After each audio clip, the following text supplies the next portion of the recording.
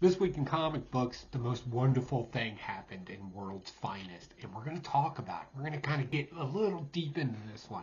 May hurt some feelings out there. I suggest having your mama on speed dial. In the lands of Marvel, just absolutely not even worth talking about. The only Marvel book I got, I'm just going to trash in here.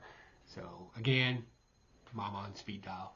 And in the land of independence, Junkyard Joe came out, and we're going to address that book and in its obvious nature bringing PTSD out, and why I think this book is different than other times PTSD has been brought out into comic books. That a few other books kind of flavored in there for you. But first, this is our last bumper with Jeremy and the Quartering dressing up as Santa Claus and talking to you about coffee, because we got to change it after this one. But definitely, let's check this out. Do you like coffee, tea, or cocoa? Are you looking for a great gift idea for someone who does? Hey, it's me, Jeremy. You may recognize me from my YouTube channel, The Quartering, but I'm also the founder of Coffee Brand Coffee. We're a US-based roaster with thousands of 5-star reviews from our customers. Our customers love that we roast our coffee beans fresh to order. Plus, you won't find a fresher or more delicious coffee anywhere else. And I can promise you personally that you won't find a business that is more committed to serving our customers. Coffee not your thing? We have a dozen delicious organic teas as well as 4 decadent flavors of hot cocoa. Listen, I know with the holidays it's always tough trying to find the perfect gift for family, friends, and business partners, so we made it really easy for you. Our industry-leading custom gift box builder will make the holidays a snap. Build your own custom gift box of coffee, teas, cocos, or even dark chocolate covered espresso beans and have it delivered in a high quality, ready to gift box. We even have gift cards in case you're not totally sure what to get. With 15 different varieties of coffee, a dozen organic teas, 4 varieties of hot cocoa, and even dark chocolate covered espresso beans, I know if you give Coffee Brand Coffee a chance to earn your business, you're going to be a customer for life. All right, guys, I said before this last time we're going to see that one. I know I've been playing it a lot, but definitely take advantage of it. Use promo code POCANJOE. Save yourself 10%. And, stock up on some coffee. It's good and good for you.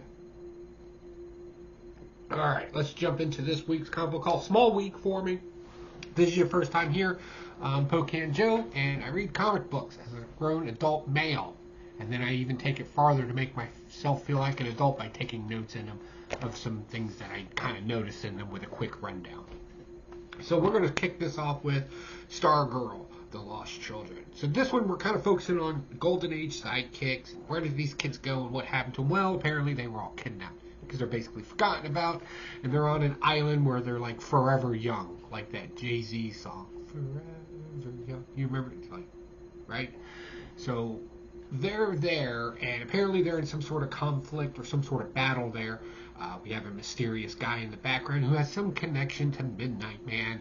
I love the way they're bringing out all this old school stuff. And yeah, one can argue that they just kind of updated, sidekicks and did the thing where you change their sex or color. Well, whatever, it doesn't matter. They're interesting characters either way in this case, because it's not like beating you up that it needs to happen. It happens organically in here, and I'm really enjoying that. It really comes off natural. So if you don't know Stargirl and Red Arrow, they're blasting their way through this great mystery here. They finally make it out to the island after first stopping off at the Arrow Cave. Again, if you're a Golden Age collector, a lot of these terms you're like, oh, like that was him trying to be Batman back in the day. Yeah, long before any of us, I'm sure. But still, that was cool. They finally figure out where the island is. They get onto the island. There's magical woo-woo dust everywhere, and like kids are being picked up by egg-shelled robots or whatever.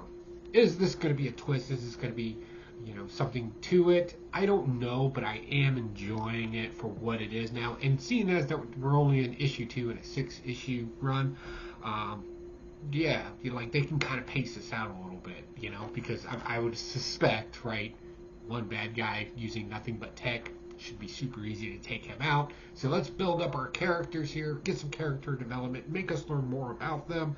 So when we use them, right, later in other series and kind of put them into the mainstream, we're more adapted to these characters at this point. Does that make sense?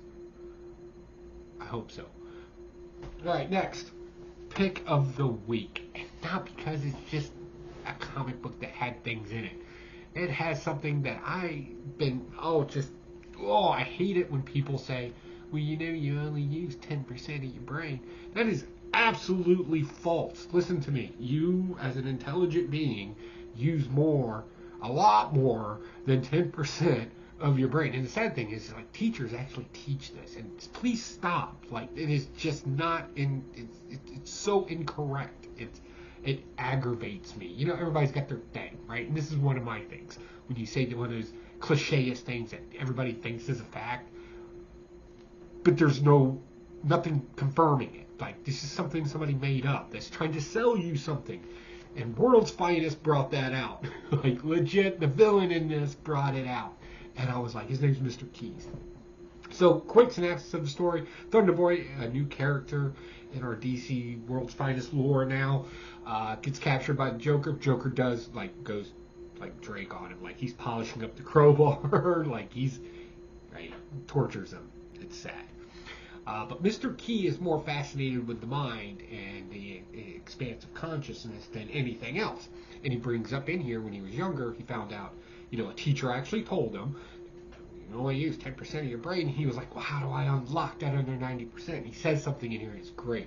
Come to find out, it's just a bunch of motivational gurus out there that are just trying to sell something to get you to buy something so you can expand, or it's all garbage. It's just all garbage and nonsense. I'm going to help you out with this, my claim on this too. I'm not just going to leave it out there for you. So he goes into it and tries to figure out how he can expand it. He tries psychedelics, which was a thing that people did back in the day and still do today. Like, people are legitimately think that taking hallucinogens like expands something in your brain other than just making you see things. Again, it's unfortunately not true. It's just not true. It's not how the brain works. I'm sorry. You're not going to get smarter, intelligent, more creative because you're high.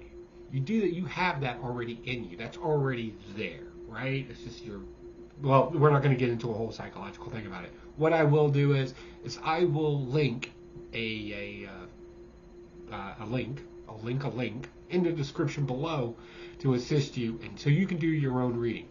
But just don't do that thing, right? And here's the thing, it was kind of addressed in here too, so it's still relevant to the book. Let's not do that thing where super big brain PhD medical doctors are saying you use more than 10% of your brain. And you're like, well, how do you know that, right? But you never questioned the person that told you that you only use 10% of your brain. It amazes me when you hear something that you took and it was repeated and regurgitated and now it's become part of you. All of a sudden the person that studies the stuff their entire life says, no, that's not actually true. That's not how it works. And then you're like, you need to prove yourself. You never asked the first person, why do they have to work harder than the person that said something you like? I'm waiting. Like, legit, take an opportunity and fill out the comments right now. Why you would just automatically believe that other person. But that's fine. I'm going to link something down in the description below. Definitely take a look at it if you're still under the mindset that you only use 10% of your brain. Your brain does things automatically. Like, you know that, right? Like, your breathing and all that. I'm just saying. But this book brought it out really good, and I was surprised because I thought Mark Waid would be one of those people that says, you only use 10% of your brain. Apparently not. I was wrong. I'm sorry. Sorry, Mr. Waid. Okay. So, all in all, of course, superheroes show up. They get Thunder Boy free, and Thunder Boy's just going to go ahead and have himself some blind rage. He's been under a lot of stress lately, coming from another dimension. He's in our dimension, whatever that means.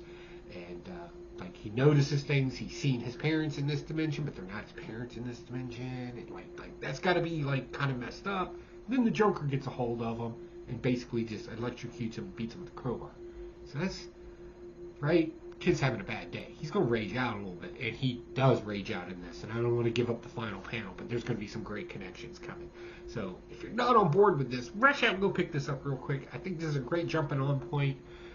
If you missed the first appearance of Thunder Boy and all this other stuff, I think this is a good just, hey, what's going on here? And you could probably pick the story up and probably carry it through. All right, dumpster fire of the week. Haven't done a dumpster fire in a while. oh. And I'm pretty sure I said I wasn't going to be picking this up anymore.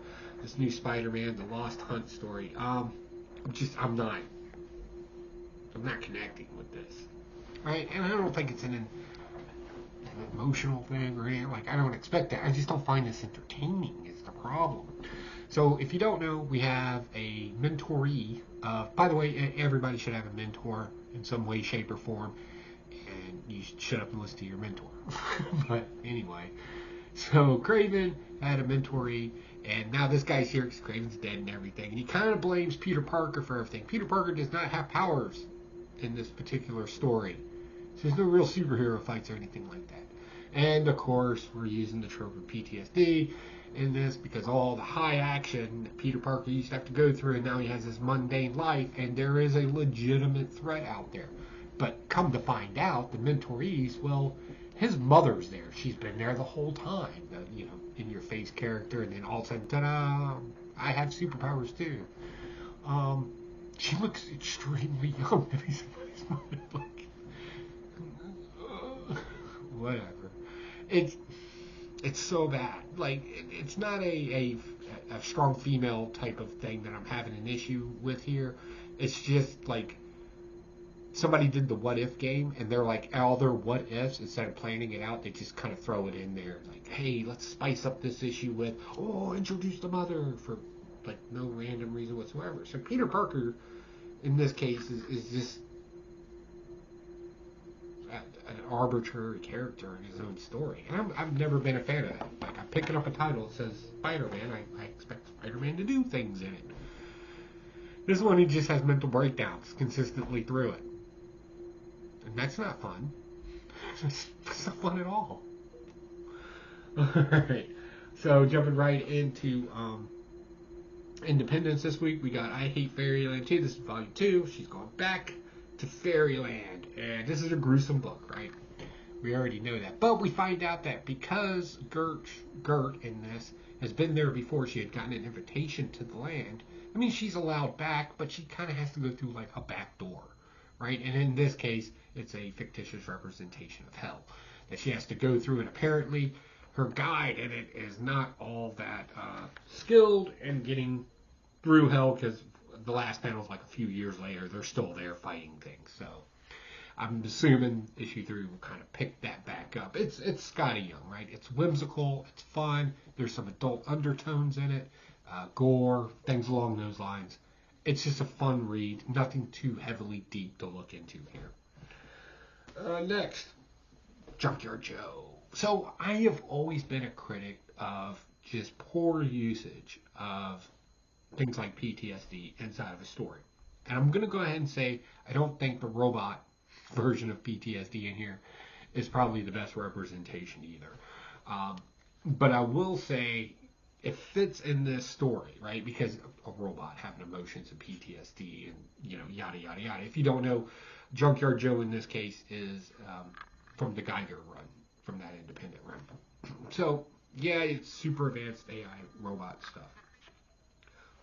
But what the main part of this story is he was in Vietnam, he has PTSD, he goes to his friend Muddy Davis, who was convinced that all this was just made up in his head, his dealings with the robots, did a comic book strip of it. Come to find out, the robot shows up on the doorstep, and it is cleaning the house, it's staying busy while it's there, kind of solidifying that it needs to be there. In the meantime, there's a family that moved in next door, recently lost a mother of the family, and the kids have to go to school. They're from super sophisticated San Francisco, and they're in a redneck town in Indiana. I don't know why they made that kind of weird connection. And the kids are obviously getting picked on for every reason under the sun that you would bully another kid for. Normal kid stuff. Kids are horrible. They are just horrible. Why do we even... I don't know. But anyway, so they get into it. So there's family dynamic is very stressed over here. And then we have a robot that's kind of freaking out from PTSD over here. So let's collide two problems together to find the best solution. It always works in Lifetime shows. Well, pretty much anything my wife watches. We'll just leave it there. That's why I spend a lot of time in here. So that's the review. But all in all, I'm really enjoying Junkyard Joe. I really love this story. I love the way it works. I love the characters in it, and it makes sense. And it's just a smooth read. So yeah, I'm looking for more excitement. We should be getting our villain intro here soon. We kind of got a cameo appearance of him, right? But we should be introduced to him relatively in the next issue, I would think. Otherwise, you're just dragging out a story for no reason. So yeah, keep on the lookout for that. Next, one of my favorite modern comic books I have been reading is Vanish, and it catches some slack. I don't think it gets enough attention. The artwork in it's beautiful. The concept is great. It's kind of like an adult version of Harry Potter if it was more realistic, like foul words and stuff like that. But what's very interesting about this book is our character Vanish in there has had this kind of over-justified reason to go after the superheroes of this particular world. We'll just say our world to kind of make this simple. He's from Magical Woo-Woo world. Now he's in our world. Apparently, the people that destroyed Magical Woo-Woo world have come into our world, and they're kind of masquerading as superheroes in this by using magic and stuff like that to kind of come off as superheroes. Great concept. It makes sense. I can see that, right? Genius. But in this particular issue, we find out that the magic that Vanishes uses, where he takes their magic away, or some of their magic away, or essence, woo-woo, take the woo-woo away from them. We come to find out it's a two-way street, because he attacks this one particular one, and come to find out she's a demon witch, and she's like, oh my goodness, you got something dark in you. By the way, most stories where you're sucking blood or energy from somebody are really just, at the end of the day, addiction stories. It's about addiction. And he is addicted in here to hate and just rampage, just rage. But the worst thing you can do when somebody has blind rage is to give them focused rage. That's actually more dangerous. So the superheroes, the head guy in charge, he's kind of like our Homeland guy. Apparently he was like a big baddie over in Magic World. And he's going after Vanish's family. Somebody's just running around punching people because he's angry all the time. You really want to give that guy something to, like, interject in some way. And then they get very focused, right? Oh, I hope that's the case in this. That's my kind of guess that's going to happen. But yeah, just great artwork. Like, come on, look at that scene right there. Looks like, I don't know, that's just a cool vibe to it, right? So yeah, I'm really enjoying this. Definitely read it. Alright, Stuff of Nightmares. This finishes up pretty much this run for me. I think it's the last. It read like a last issue, like it just ended. Frankenstein monster would take Frankenstein out of it and make Walking Dead zombies. It was pretty much done. It wasn't bad, but like I'm not super hung up on it.